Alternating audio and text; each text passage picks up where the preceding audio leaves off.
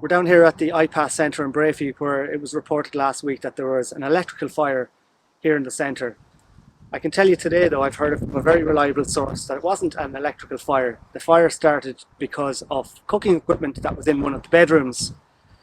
Now, the men that were in the room managed to contain the fire before it got out of control and spread throughout the rest of the building, but the room itself is absolutely destroyed. Now, there should be no cooking equipment in any of these IPAS bedrooms. We know that, but unfortunately it happens. Here's an example. This is from another IPAS centre around the country. This is a cooker. It's a fire hazard. Move out of my way. This is a fire hazard.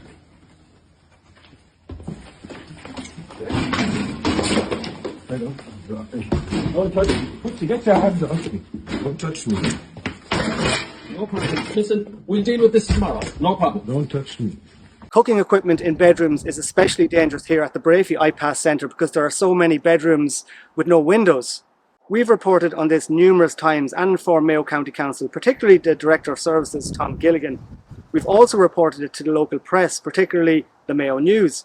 But journalist Oisin McGovern would rather print false allegations about me than report on the death trap that is the Breaffy IPAS Centre. Do you realise, it's pretty shocking to me that somebody would write to you and say that these women and children are living in windowless rooms with no ventilation, and you're saying that you don't have the time to report on that? I mean, we have that footage. Why are you guys not reporting on these conditions? We're being painted as, Stephen's been painted as some far-right anti-migrant activist, and I can tell you that is very far from the truth. Do you realise that if a fire happens in that building, there'll be a major tragedy and children will die? Yes, so we're suggesting that the fire regulations in the building aren't up to standards, is that it?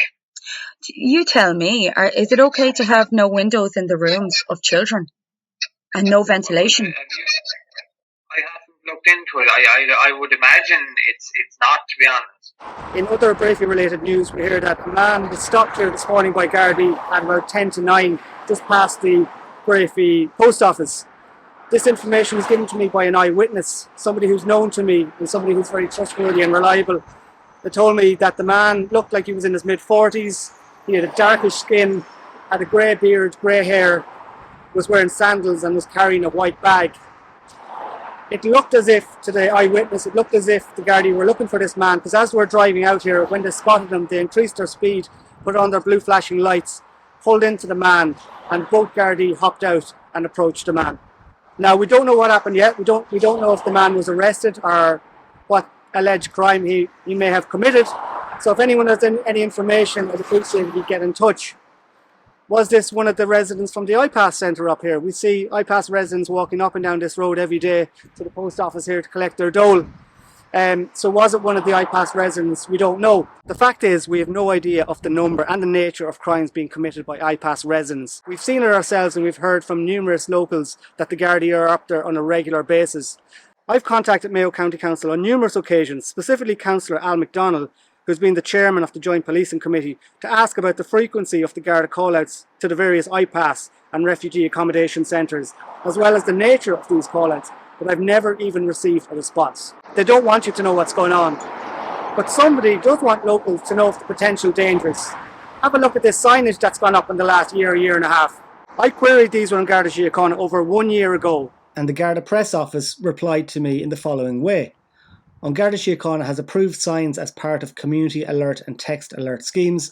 The signs referenced in your query are not official community alert and text alert signs. On Garda Síochána did not erect and did not approve of these signs. The removal of these signs has been agreed following consultation with the local residents committee. So were these signs erected by the local residents committee, the very secret of Breaffy Community Council?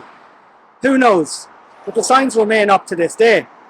If you have any information about these signs, who put them up, where they came from, please do get in touch. And also, if you'd like to join my canvass team for the upcoming general election, it'd be greatly appreciated. Thank you.